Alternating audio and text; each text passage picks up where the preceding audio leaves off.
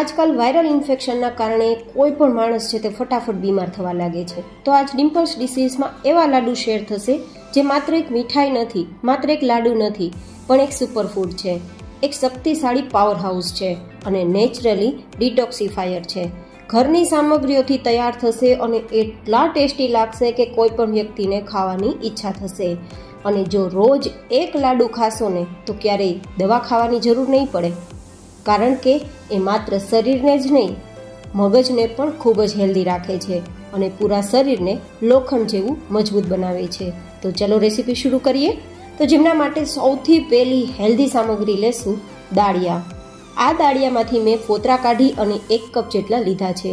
તમે બધા જ દાળિયાના ફાયદા જાણો છો. જનરલી આપણે કફ, શરદી, ઉધરસમાં તો દાળિયા ખાતા જ હોઈએ છીએ, પણ તેમાં પ્રોટીનનો સોર્સ એટલો બધો ભરપૂર છે કે તમારા હાડકાથી લઈને પૂરા શરીરને લોખંડ જેવું મજબૂત બનાવશે, જેનો આપણે દરદરો પાવડર તૈયાર કરી લેશું. થોડો ફાઇન પાવડર તૈયાર થાય તો પણ ટેન્શન નથી લેવાનું, કારણ કે દાળિયાનો પાવડર ફાઇન હોય કે કરકરો હોય, એના ફાયદા થવાના જ છે.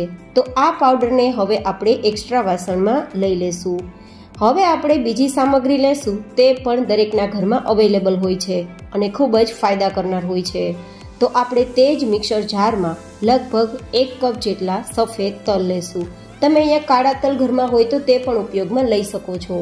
તલ સફેદ હોય કે કાળા, ફાયદા જ કરે છે. તો હવે આ તલનો આપણે ફાઇન પાવડર નથી તૈયાર કરવાનો, પણ થોડો દરદરો પાવડર તૈયાર કરવાનો છે. અને હા, તલમાં કોઈ પણ ખરાબી ના હોય તે ખાસ ચેક કરવાનું અને પછી જ તેનો અધકચરો પાવડર તૈયાર કરવાનો. અહીંયા મેં કપના માપથી બધું જ માપ લીધું છે. તમે ઘરમાં રહેલી વાટકીને પણ માપ માટે સેટ કરી પછી બધું જ માપ તેનાથી લેશો તો પહેલી વાર કદાચ લાડુ બનાવતા હશે ને, તેના પણ લાડુ ખરાબ બિલકુલ નહીં થાય. તો હવે આ દરદરા પાવડરને પણ આપણે દાળિયાના પાવડર સાથે મિક્સ કરી દઈશું. અને હવે આ કડાઈને આપણે એકદમ ધીમા ગેસની ફ્લેમ પર ધીમે ધીમે ચલાવતા જશું અને શેકતા જશું. દાળિયા પણ શેકેલા હોય છે અને તલ પણ શેકાતા સમય નથી લાગતો, અને આમ પણ તલને અધકચરા વાટેલા છે તો ફટાફટ શેકાઈ પણ જશે. એ શેકાય છે ત્યાં સુધીમાં આ બંનેના ફાયદા જોઈ લઈએ. દાળિયા છે તે કફ, શરદી, ઉધરસમાં તો રાહત આપે છે, પણ શરીરને થાક, નબળાઈથી પણ દૂર રાખે છે અને શરીરને લોખંડ જેવું મજબૂત કરે છે. સાથે સાથે દાળિયા છે તે વજનને પણ કંટ્રોલમાં રાખે છે અને તેમાં ભરપૂર પોષક તત્વો હોય છે, જેથી તેને સુપરફૂડ તરીકે પણ ઓળખવામાં આવે છે. સાથે જ આપણે લીધેલા તલથી એનિમિયાનો ખતરો અને તેનું જોખમ દૂર રહે છે. સાથે સાથે હિમોગ્લોબિન પણ વધે છે, કારણ કે તેમાં આયરનનો સોર્સ વધારે હોય છે અને સ્કિનને પણ ચમકાવે છે, વાળને પણ ગ્રોથ આપે છે, શરીરમાં ન્યુટ્રિયન્ટ્સ લેવલને બૂસ્ટ કરે છે. સાથે સાથે તેમાં ભરપૂર કેલ્શિયમ હોવાથી હાડકાને મજબૂત કરે છે, ઇમ્યુનિટીને બૂસ્ટ કરે છે. હવે આ બધી જ વસ્તુઓ છે તે હળવી શેકાઈ ગઈ છે. તો 1 કપ જેટલું ટોપરાનું છીણ ઉમેરીશું અને ગેસની ફ્લેમ બંધ કરી દઈશું, કારણ કે ટોપરાનું છીણ છે તે શેકાતા સમય નથી લાગતો અને આમ પણ કડાઈની અંદર રહેલી વસ્તુ ગરમ છે તો ફટાફટ શેકાઈ પણ જશે. નારિયેળનું છીણ પણ મેં 1 કપ જેટલું લીધું છે. નારિયેળ છે તેને શક્તિનું પાવર હાઉસ તરીકે ઓળખવામાં આવે છે, જે માત્ર શરીરને જ નહીં પણ મગજને પણ મજબૂત કરે છે. સાથે સાથે તણાવ, ટેન્શન, માથાના દુખાવા, માઇગ્રેન કે યાદશક્તિ કે અલ્ઝાઇમર જેવી બીમારીઓને પણ ઠીક કરે છે. અને નારિયેળ છે તે શક્તિશાળીનો ખજાનો છે, જેથી તેને પાવર હાઉસ તરીકે ઓળખવામાં આવે છે. તો આ નારિયેળ પણ આપણે આ રીતે થોડીવાર ચલાવશું તો શેકાઈ જશે. હવે બધી જ સામગ્રી સરસ શેકાઈ ગઈ છે તો તેને આપણે નીચે ઉતારી લેશું. અને હવે પછીનું આપણે સૌથી હેલ્ધી ઇન્ગ્રેડિયન્ટ્સ લેશું, જે આપણી આ 3 સામગ્રીને ખૂબ જ હેલ્ધી બનાવશે અને પરિણામે તે નેચરલી ડિટોક્સિફાયરનું કામ કરશે અને તમને અદ્ભુત શક્તિ આપશે. અને તે છે મીઠાશ ઉમેરવા માટેનો ગોળ. મેં અહીંયા 1.5 કપ જેટલો લીધો છે. જે કટોરી કે જે કપથી તમે સામગ્રી લેતા હોય તે જ વાટકી કે તે જ કપથી તમારે ગોળનું માપ લેવું, જેથી પરફેક્ટ લાડુ તૈયાર થાય અને વધારે મીઠા પણ ના બને, વધારે મોડા પણ ના બને, મીડિયમ મીઠાશવાળા બને. તો 1.5 કપ ગોળની સામે 2 ચમચી જેટલું જ આપણે ઘી ઉમેરીશું, માત્ર ગોળને ઓગાળવા માટે. જો કે તમે અહીંયા પાણીનો ઉપયોગ પણ કરી શકો છો, પણ 2 ચમચી જેટલું ઘી છે તે શરીરમાં જરૂરી પણ છે, કારણ કે ઘી છે તે શરીરને લચીલું રાખે છે અને જો દેશી ઘી હોય તો તેના ફાયદા અચૂક થાય છે, પણ જો પ્રમાણમાં ખાવામાં આવે તો. હવે માત્ર આપણે અહીંયા ધીમા ગેસની ફ્લેમ પર ગોળને ઓગાળવાનું છે. ગોળને નેચરલી ડિટોક્સિફાયર તરીકે ઓળખવામાં આવે છે. કારણ કે તે શરીરમાં રહેલા ઝેરી તત્વોને બહાર કાઢી અને લીવરને સાફ રાખે છે.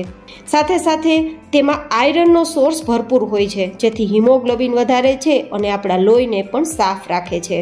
સાથે સાથે આપણી સ્કિનને પણ ચમકાવે છે અને તેમાં એન્ટીઓક્સિડન્ટ ભરપૂર હોય છે, જે હૃદયને પણ મજબૂત કરે છે. હવે આપણું ઘી ઓગળી ગયું છે, તો તેમાં આપણે લગભગ 1/4 કપ જેટલા કાજુના ટુકડા અને 1/4 કપ જેટલા બદામના ટુકડા ઉમેરી આ રીતે ચલાવશું.